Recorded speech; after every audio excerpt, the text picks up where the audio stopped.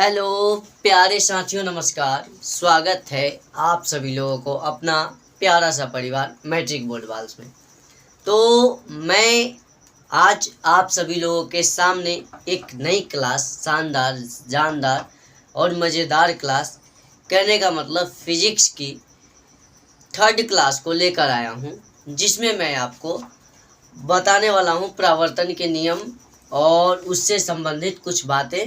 उसके बाद आगे टॉपिक जो भी हैं आगे बढ़ाऊंगा, आगे बताऊंगा। ये सारी बातें मैं आपसे चर्चा करने आया हूँ, बताने आया हूँ। लेकिन स्टार्ट करने से पहले मैं आप सभी लोगों से आग्रह और अनुरोध करना चाहूँगा कि प्लीज़ इस वीडियो को अपने दोस्तों में शेयर कर दें, ताकि हम क्लास को बहुत ही बेहतरीन ढंग से ले पाए। प्यारे साथियों, ये जो हैं फिजिक्स, यदि देखा जाए तो उतना ज़्यादा भारी है नहीं। बुक के हिसाब से देखा जाए तो हमारे बुक में एकदम सिंपल ही दिया गया है, उतना ज़्यादा हाई क्वालिटी का है नहीं। तो हम देखते हैं, जैसे कि मैंने आपको पीछे बताया था कि प्रकाश से संबंधित बातें, उसके बारे में जो भी मैंने बताया वो सब बताया, और परावर्तन के नियम बताया था। परावर्तन के नियम थोड़ा सा हिंट से देकर समझाया था और बता दिया था कि अगले वीडियो में बताऊंगा। आज मैं वही परावर्तन के नियम और परावर्तन के नियम का फुल डिस्कस आज करने आया हूँ। कहने का मतलब परावर्तन के नियम का फुल डिस्कस, इससे संबंधित कुछ और बातें बता दूंगा, जैसे एक आधु प्रतिबिंब होता है, इमेज होता है, ये सब के बारे में मैं आपको बता दूं। तो चलिए मैं आज की क्लास स्टार्ट करता हूं। हाँ, पीडीएफ या जो भी नोट्स बनता है, इसको प्राप्त करने के लिए, लेने के लिए हमारे टेलीग्राम लिंक को ज्वाइन करें, जो कि डिस्क्रिप्शन में डाला गया है। और क्लास से संबंधित इंफॉर्मेशन पाने के लिए हमारे व्हाट्सएप ग्रुप में ज्वाइन कर ले। फेसबुक, इंस्टा, जिस भी माध्यम से आप चाहें हमसे जुड़ सकते हैं, ठीक है। तो आज मैं आपको बताने जा रहा हूँ परावर्तन के नियम। क्या है? परावर्तन के नियम। परावर्तन के नियम, जिसे लॉ ऑफ रिफ्लेक्शन कहते हैं, ठीक। इसमें देखिएगा, सबसे पहले क्या होता है, समझिएगा ध्यान से। ये होता है एक रेखा, और ये होता है, इसे कहा जाता है क्या? दर्पण, यानी ये पेंट का फिगर होता है, ठीक। उसके बाद यहाँ से क्या होता है, एक किरण जो है, रे जो है, आपतित होती है और इस तरह निकल जाती है, ठीक। इस तरह ये निकल जाती है। इसके संबंध में इसके सामने एक लंब होता है, सीधा होता है, थोड़ा सा टेढ़ हो गया, मैनेज कर लीजिएगा। ये हो गया आपतन कोण, ये परावर्तन कोण हो गया, ये परावर्तन कोण हो गया, जिसे कोण आई कहते हैं, कोण आई। और ये आपतन कोण, ये क्या हुआ? आपतन कोण, जिसे कोण आर कहते हैं, ठीक। इसे ए मान लीजिए, इसे बी मान लीजिए, और ये दोनों जो है इसे बिंदु ओ मान लीजिए, ठीक। तो ये क्या हुआ? एक समतल सतह हुआ, दर्पण, ये क्या हुआ? एक रेखा हुआ, ठीक। ये आपतित किरण हुआ, क्या हुआ? आपतित किरण। ये परावर्तित किरण, ठीक। इसे ए बी सी और डी मान लीजिए, ठीक, डी मान लीजिए। देखिए, तो परावर्तन के नियम, 2 नियम होता है, ठीक। परावर्तन के 2 नियम होते हैं। तो नियम को बताने से पहले मैं आप सभी लोगों को बताना चाहता हूँ यहाँ पे कि आपतन कोण क्या होता है, आपतित किरण क्या होता है, परावर्तन कोण क्या होता है, परावर्तित किरण क्या होता है, अभिलंब क्या होता है, इसे क्या कहा जाता है? इसे अभिलंब। इसे क्या कहा जाता है? इसे अभिलंब, जिसे पी कहा जाता है, पी कर लीजिए, इसे अभिलंब का, समझ गए। तो ये सबों के बारे में नियम से पहले मैं आपको बताना चाहता हूँ। तो शुरू करता हूँ कहाँ से, इसके बारे में। सबसे पहले किसके बारे में लिखिए कि आपतित किरण। आपतित किरण आखिर है क्या, लिखिएगा, नोट्स कर लीजिएगा कि आखिर आपतित किरण है क्या। आपतित किरण क्या है कि किसी सतह पे पड़ने वाली किरण को ही क्या कहते हैं, आपतित किरण कहते हैं। ध्यान से देखिएगा कि यह एक सतह है, ठीक, और ये इस तरह से आया और यहाँ पे पड़ गया, तो ये क्या कहलाएगी, आपतित किरण कहलाएगी। तो इसको हम ये लिख सकते हैं कि किसी सतह पर पड़ने वाले किरण आपतित किरण कहलाती है। कहने का मतलब आपतित किरण क्या हुआ, CO हुआ, CO, ठीक। ये आपतित किरण क्या हुआ, CO हुआ। अब देखते हैं आपतन बिंदु, क्या, आपतन बिंदु देखते हैं, ठीक। अब क्या देखते हैं, आपतन बिंदु देखते हैं, ठीक है। जिस बिंदु पे आपतित किरण, कहने का मतलब जिस बिंदु पे आपतित किरण किसी सतह से टकराती है तो उसे क्या कहते हैं। अब किसी सतह पे किरण जो है आपतित हुई यानी टकरा गई तो उसे आपतित किरण कहते हैं। लेकिन जिस बिंदु पे आपतित किरण किसी सतह से टकराती है, जिस बिंदु पे आपतित किरण किसी सतह से टकराती है उसे क्या कहा जाता है, आपतन कोण कहा जाता है, आपतन बिंदु कहा जाता है, ठीक। क्या कहा जाता है, आपतन बिंदु। तो इसको लिखेंगे कि जिस बिंदु पे आपतित किरण किसी सतह से टकराती है, जिस बिंदु पे आपतित किरण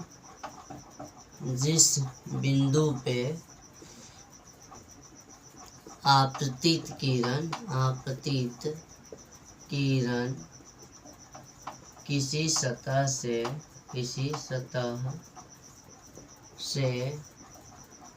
टकराती है उसे आपतन बिंदु कहते हैं। जिसमें क्या है, आपतन बिंदु क्या है, आपतन बिंदु O है। ये क्या हुआ, ये आपतन बिंदु हुआ, ठीक। ये आपतन बिंदु हुआ, क्या हुआ, आपतन बिंदु हुआ। अब देखते हैं किसके बारे में, परावर्तित किरण के बारे में। क्या, परावर्तित किरण, क्या, परावर्तित किरण, क्या कि परावर्तित किरण है। तो परावर्तित किरण कहने का मतलब जिस माध्यम में चलकर कोई किरण आपतित होती है और किसी सतह से टकराकर उसी माध्यम में लौट गई किरण को परावर्तित किरण कहते हैं। समझ गया। तो इसको लिखना हो तो कैसे लिखेंगे कि किरण जिस माध्यम से आती है और किसी सतह से टकराकर उसी माध्यम में लौट जाने की क्रिया को क्या कहते हैं, यानी लौट जाने वाले किरण को क्या कहते हैं, परावर्तित किरण कहते हैं। क्या कहते हैं, परावर्तित किरण। तो जिस माध्यम में चलकर आपतित किरण किसी सतह से टकराती है, लिखेंगे कि जिस माध्यम में चलकर आपतित किरण किसी सतह से टकराती है और उसी माध्यम में लौट गई किरण को परावर्तित किरण कहते हैं। इसमें परावर्तित किरण क्या होगा, OD होगा, ठीक। देखिएगा अब ये इसके आगे बताऊंगा, बोर्ड पे स्पेस नहीं है। आपतित किरण कहने का मतलब किसी सतह पे पड़ने वाली किरण को क्या कहते हैं? आपतित किरण कहते हैं। किसी सतह पे पड़ने वाली किरण को क्या कहते हैं? आपतित किरण कहते हैं। ठीक है, तो देखिए ये क्या हुआ, किरण है, ये सतह पे आया, पड़ गया, तो क्या कहलाएगा? आपतित किरण कहलाएगा। क्या आपतित किरण क्या है? किसी सतह पे पड़ने वाली किरण को क्या कहते हैं? आपतित किरण कहते हैं। आपतन बिंदु, जिस बिंदु पे आपतित किरण पड़ती है, यानी जिस बिंदु पे आपतित किरण आकर मुड़ जाती है, उसे क्या कहते हैं? आपतन बिंदु। जिस बिंदु पे आपतित किरण किसी सतह से टकराती है या टकराती है, उसे क्या कहते हैं? उसे आपतन बिंदु कहते हैं। उसे क्या कहते हैं? उसे क्या कहते हैं? आपतन बिंदु कहते हैं। परावर्तित किरण, जिस माध्यम में चलकर आपतित किरण आती है और किसी सतह से टकराकर उसी माध्यम में, जिस बिंदु से चलकर आपतित किरण आती है और किसी सतह से टकराकर उसी माध्यम में लौट गई किरण को क्या कहते हैं? परावर्तित किरण कहते हैं। जिस माध्यम से आपतित किरण चलकर आती है और किसी सतह से टकराती है और उसी माध्यम में लौट गई किरण को क्या कहते हैं? परावर्तित किरण कहते हैं। अब बचा 2-3 जिसके बारे में देखते हैं। ठीक है, देखिएगा ध्यान से। आपतित किरण, परावर्तित किरण और आपतन बिंदु बता दिया मैंने। अब आएगा आपतन कोण, परावर्तन कोण, अभिलंब। 1, 2, 3। तो आपतन कोण, परावर्तन कोण और अभिलंब, यही तीनों है। ठीक, तो देखते हैं आपतन,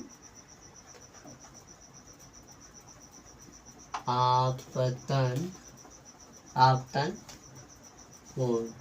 ठीक, आपतन कोण। आपतन कोण देखिएगा ध्यान से कि आपतन कोण आखिर है क्या। ये क्या है? आपतन कोण है। तो आपतित किरण, अभिलंब और परावर्तक सतह, जिसे क्या कहते हैं? आपतन कोण और अभिलंब के बीच बने कोण को क्या कहते हैं? आपतित किरण और अभिलंब के बीच बने कोण को क्या कहते हैं? आपतन कोण कहते हैं। क्या कहते हैं? आपतन कोण कहते हैं। आपतित किरण आपतन बिंदु पे खींचे गए अभिलंब के बीच, यानी आपतित किरण और आपतन बिंदु, आपतित किरण और आपतन बिंदु पे खींचा गया अभिलंब, आपतित किरण और आपतन बिंदु पे खींचा गया अभिलंब को क्या कहते? अभिलंब से बने गए कोण को क्या कहते हैं? आपतन कोण कहते हैं। तो लिखेंगे क्या कि आपतित किरण आपतन बिंदु पर खींचा गया, आपतित किरण आपतन बिंदु पे खींचा गया अभिलंब से जो कोण बनता है उसे क्या कहते हैं? उसे लिख देते हैं ओपी, यानी नहीं सॉरी, उसे कोण क्या कहते हैं? कोण आर कहते हैं। इसे क्या कहते हैं? कोण आर, जिसे आपतन कोण कहते हैं। ये क्या हुआ? आपतन कोण, कोण आर, आपतन कोण। समझ गए? अब देखते हैं परावर्तन कोण के बारे में। किसके बारे में?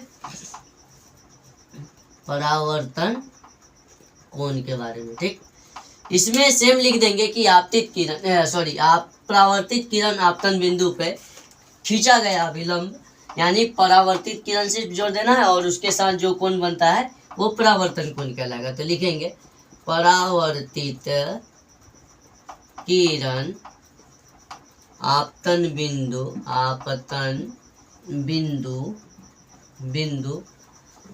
पर खींचा गया अभिलंब से जो कोण बनता है उसे क्या कहते हैं? उसे क्या लिख देंगे? कोण आई। उसे क्या कहते हैं? परावर्तन कोण कहते हैं। उसे क्या कहते हैं? परावर्तन कोण कहते हैं। ठीक, ये क्या हुआ? परावर्तित किरण और अभिलंब के बीच बना गया कोण को परावर्तन कोण, पर अभिलंब और परावर्तित किरण के बीच के बना गया कोण को परावर्तन कोण। आपतित किरण और अभिलंब के बीच के द्वारा आपतित किरण और अभिलंब के बीच के बना गया कोण को क्या कहते हैं? आपतन कोण कहते हैं। अब बच गया आपतन बिंदु तो बता ही दिए, अब बच गया अभिलंब। अभिलंब तो अभिलंब क्या कहलाता है? अभिलंब किसी सतह पे, किसी समतल सतह पे, सतह के किसी बिंदु पर खींचे हुए, किसी समतल सतह के लिखेंगे, किसी समतल सतह के किसी बिंदु पर खींचे गए लंब को अभिलंब, जैसे अब समतल सतह AB पे अभिलंब क्या है? O है, यानी अभिलंब कहते हैं। ठीक, तो ये जो भी मैंने आपको बताया, आपतित किरण, परावर्तित किरण, आपतन कोण, परावर्तन कोण, अभिलंब और क्या होता है आपतन बिंदु, ये 6 चीज ही मिलकर परावर्तन को नियम को क्या करती है? क्रिएट करती है कि नियम आखिर होता क्या है। तो ये 6 समझ गए, नियम समझ जाइएगा। ये 6 यानी आपतन कोण, परावर्तन कोण, अभिलंब, आपतित किरण, परावर्तित किरण और आपतन बिंदु, ये 6 याद कर लीजिए। परावर्तन के नियम एकदम सिंपल याद हो जाएगा। देखिएगा परावर्तन के अब नियम के बारे में देखते हैं। किसके बारे में? परावर्तन के नियम के बारे में। ठीक, परावर्तन के नियम। ठीक, तो परावर्तन के नियम सबसे पहले कहता है कि आपतित किरण, परावर्तित किरण और अभिलंब तीनों क्या होता है? एक ही सतह पे होता है। तीनों क्या होता है? आपतित किरण, परावर्तित किरण व सतह पे खींचा गया अभिलंब, तीनों क्या होते हैं? एक सतह पे होते हैं। तीनों क्या होते हैं? एक सतह पे होते हैं। तो ये इसका पहला नियम लिखेंगे कि ये सिंपल लिखेंगे कि इसके 2 नियम है। क्या है? 2 नियम है। तो एक में लिखेंगे आपतित किरण, परावर्तित किरण और आपतन बिंदु पर खींचा गया अभिलंब या लंब, तीनों एक ही सतह पर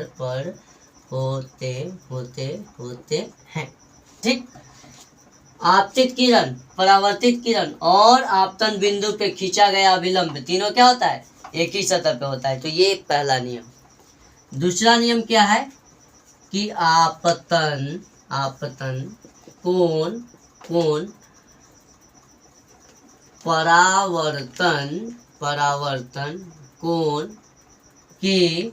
के समान या बराबर होता है, यानी कोण I बराबर कोण R। ये सेकेंड लॉ और ये फर्स्ट लॉ, समझ गए? तो फर्स्ट लॉ कहने का मतलब ये क्या है? ये सी बताए थे ना, तो CO बराबर OD बराबर OP, ये फर्स्ट लॉ हुआ, ये सेकेंड लॉ हुआ, समझ गए? तो ये परावर्तन के 2 नियम थे जिसके बारे में मैंने आपको बताया, और इससे संबंधित परावर्तन के नियम यहीं पे खत्म होता है। ठीक, अब अगला टॉपिक आता है जिसे कहते हैं इमेज। यहाँ पे हम परावर्तन नियम को क्या करते हैं? समाप्त करते हैं। क्या करते हैं? समाप्त, समझ गए? तो परावर्तन के नियम को क्या करते हैं? खत्म। अब नेक्स्ट टॉपिक देखते हैं, वो है क्या? इमेज, जिसे क्या कहते हैं? प्रतिबिंब। क्या कहते हैं? प्रतिबिंब। प्रतिबिंब जिसे क्या कहते हैं? इमेज। ठीक, तो प्रतिबिंब कहने का मतलब समझिएगा ध्यान से। तो ये प्रतिबिंब के बारे में समझिएगा, जिसे क्या कहते हैं? इमेज। प्रतिबिंब का बहुत ही महत्व होता है। आज डिजिटल जितने भी सिनेमा हॉल है या कुछ भी है, उनमें प्रतिबिंब का बहुत महत्व होता है, क्योंकि प्रतिबिंब छोटी सी चीज को बहुत बड़ा करके प्रदर्शित करता है और बहुत बड़े चीज को छोटी में प्रदर्शित करता है। जैसे मान के चलिए कि मैं इतना सारे सेटअप के साथ वीडियो बना रहा हूँ और आपको एक छोटा सा मोबाइल में सब कुछ बतला देगा, समझ गया ना। वैसे ही आप जाइए कहीं किसी भी चीज़ का, जैसे मान के चलिए कि बड़े बड़े यज्ञ होता है, कुछ पूजन पाठ की क्रिया होता है, तो वहाँ पे जाइए, जो भी कथावाचक लोग आएंगे एक छोटा सिंपल इंसान रहेंगे और उन्हें बड़ा एक पर्दे पे बताया जाएगा। वो जो भी करेंगे एक बड़ा पर्दे के माध्यम से उन्हें दर्शाया जाता है, दिखाया जाता है। तो ये सब किसकी वजह से होता है? प्रतिबिंब की वजह से होता है। अब प्रतिबिंब कितने प्रकार के होता है? 2, जिसे क्या कहते हैं? एक वास्तविक और दूसरा आभासी या काल्पनिक। वास्तविक को रियल इमेज कहते हैं और आभासी या काल्पनिक प्रतिबिंब होता है। तो प्रतिबिंब का परिभाषित रूप यदि देखा जाए तो किसी बिंदु स्रोत से आती प्रकाश की किरणें, किसी बिंदु स्रोत से आती प्रकाश की किरणें दर्पण से परावर्तन के बाद, कथी? दर्पण से परावर्तन के बाद जिस बिंदु पे आती हुई मिलती है या आती हुई प्रतीत होती है, उसे क्या कहते हैं? उसे क्या कहते हैं? प्रतिबिंब कहते हैं। उसे क्या कहते हैं? प्रतिबिंब कहते हैं। तो अब देखते हैं प्रतिबिंब के प्रकार। प्रतिबिंब के प्रकार, तो इसके लिखेंगे कि इसके 2 प्रकार हैं। एक में क्या होता है? वास्तविक प्रतिबिंब, जिसे रियल इमेज कहते हैं, ठीक। और दूसरा में क्या होता है? आभासी प्रतिबिंब, आभासी या काल्पनिक प्रतिबिंब, आभासी या काल्पनिक प्रतिबिंब। तो वास्तविक प्रतिबिंब का परिभाषित रूप यहीं से हम आपको निकाल देंगे। वास्तविक प्रतिबिंब का देखिए, वास्तविक प्रतिबिंब में वास्तव उस बिंदु पे आके मिलता है, लेकिन आभासी में सिर्फ कल्पनातीत यह होता है, सिर्फ मिलती हुई प्रतीत होती है लेकिन मिलता नहीं। तो देखिएगा, किसी बिंदु स्रोत से आती प्रकाश की किरणें दर्पण से परावर्तन के बाद जिस बिंदु पे वास्तव में मिलती है उसे क्या कहते हैं? वास्तविक प्रतिबिंब कहते हैं। उसे क्या कहते हैं? वास्तविक प्रतिबिंब कहते हैं। जिसके कहने का मतलब किसी बिंदु स्रोत से आती हुई प्रकाश की किरणें दर्पण से परावर्तन के बाद जिस बिंदु पे वास्तव में मिलती है उसे क्या कहते हैं? वास्तविक प्रतिबिंब कहते हैं। उसे क्या कहते हैं? वास्तविक प्रतिबिंब कहते हैं। लेकिन आभासी प्रतिबिंब में किसी बिंदु स्रोत से आती प्रकाश की किरणें दर्पण से परावर्तन के बाद जिस बिंदु पर आती हुई प्रतीत यानी मिलती हुई प्रतीत होती है उसे क्या कहते हैं? आभासी या काल्पनिक प्रतिबिंब कहते हैं। उसे क्या कहते हैं? आभासी या काल्पनिक प्रतिबिंब कहते हैं। तो आभासी प्रतिबिंब को हम कभी भी, आभासी प्रतिबिंब को कभी भी पर्दे पे प्राप्त नहीं कर सकते। ये VVI ऑब्जेक्टिव है, ध्यान रखिएगा। और आभासी प्रतिबिंब वस्तु की अपेक्षा हमेशा क्या बनता है? सीधा। सॉरी, इसके लिख देंगे कि इसको हम पर्दे पर प्राप्त नहीं कर सकते हैं, ठीक। और यह वस्तु के सीधा होता है। जैसे मान के चले कि हम ऐसा है तो आपको ऐसे दिख रहा है, तो ये क्या हुआ? वास्तविक क्या हुआ? काल्पनिक प्रतिबिंब हुआ, आभासी हुआ, ठीक है। और ये वस्तु के सीधा बनता है। जैसे आभासी और काल्पनिक में, ये आभासी और वास्तविक में क्या होता है? बार बार आपको कंफ्यूजन होगा। तो देखिएगा, आभासी लास्ट में सी दिख रहा है, सी, तो सी से क्या हो जाएगा? सीधा, ठीक। आभासी क्या बनाएगा? हमेशा सीधा बनाएगा। आभासी क्या बनाएगा? सीधा बनाएगा। लेकिन वास्तविक प्रतिबिंब क्या बनाता है? यह हमेशा उल्टा बनाएगा। यह उल्टा बनाएगा और इसे पर्दे पर प्राप्त किया जा सकता है। इसे पर्दे पर क्या किया जा सकता है? प्राप्त किया जा सकता है। वास्तविक प्रतिबिंब को पर्दे पे प्राप्त किया जा सकता है। यह वस्तु की अपेक्षा उल्टा बनाता है। और आभासी प्रतिबिंब को पर्दे पर प्राप्त नहीं किया जा सकता है। यह वस्तु की अपेक्षा हमेशा सीधा बनाता है। अब देखते हैं समतल दर्पण द्वारा बने गए प्रतिबिंब के बारे में। आखिर समतल दर्पण, गोलीय दर्पण दो प्रकार के होता है, एक समतल दर्पण और अवतल उत्तल। उसके बाद दर्पण के बारे में देखेंगे, लेकिन दर्पण, समतल दर्पण से बने प्रतिबिंब के बारे में थोड़ा सा जान लेते हैं। ऐसे ही ध्यान से सुनिएगा, मैं आपको बता देता हूँ कि समतल दर्पण द्वारा बने गए प्रतिबिंब, समतल दर्पण द्वारा बने गए प्रतिबिंब हमेशा क्या होता है, दर्पण के पीछे बनता है। फर्स्ट पॉइंट सुनिएगा कि समतल दर्पण द्वारा बना गया प्रतिबिंब हमेशा दर्पण के पीछे बनता है। प्रतिबिंब उतना ही पीछे बनता है जितना दर्पण के आगे वस्तु होता है। जैसे मान के चलिए कि ये क्या हुआ, ये दर्पण हुआ, यहाँ इतना आगे वस्तु है तो इतना ही आगे क्या बनेगा, ये रियल में क्या है, वस्तु है, तो इतना ही आगे पीछे क्या बनेगा, इमेज बनेगा, यानी प्रतिबिंब बनेगा। क्या बनेगा, प्रतिबिंब बनेगा। वस्तु की अपेक्षा इसका प्रतिबिंब क्या होता है, एकदम सीधा होता है। वस्तु जैसा ही प्रतिबिंब बना देता है। प्रतिबिंब आभासी होता है, आभासी को पर्दे पे प्राप्त नहीं किया जा सकता है। यानी समतल दर्पण द्वारा बना गया प्रतिबिंब क्या होता है, आभासी होता है। ये भी यहाँ से एक ऑब्जेक्टिव मिल गया कि समतल दर्पण द्वारा बना गया प्रतिबिंब क्या होता है, एक आभासी होता है। और आभासी प्रतिबिंब को हम कभी पर्दे पे प्राप्त कर सकते हैं, नहीं। तो ये प्रतिबिंब के बारे में था जिसे मैंने आपको बताया, और मैं अपनी आज की क्लास को यहीं पे करता हूँ समाप्त। अगला टॉपिक लेकर आऊँगा दर्पण के बारे में, जिसमें आपको समतलोत्तर, अवतलोत्तर, उत्तल, अवतल जो भी दर्पण या लेंस आते हैं वो सभी के बारे में मैं आपको बताऊंगा। ठीक है, तो प्यारे साथियों, आप सभी लोगों से अनुरोध है, आग्रह है कि प्लीज़ इस क्लास को अपने दोस्तों में शेयर कीजिए, स्टेटस लगाइए, और हमारे व्हाट्सएप ग्रुप, टेलीग्राम चैनल और फेसबुक, इंस्टा, ये सारे माध्यम से हमसे जुड़ सकते हैं। यहाँ पे क्लास 10th और 12th का बिल्कुल फ्री सेवा दिया जाता है। बाद बाकी आप सभी लोग समझदार हैं। ठीक है, मिलता हूँ अगले वीडियो में, तब तक के बाय, टेक केयर।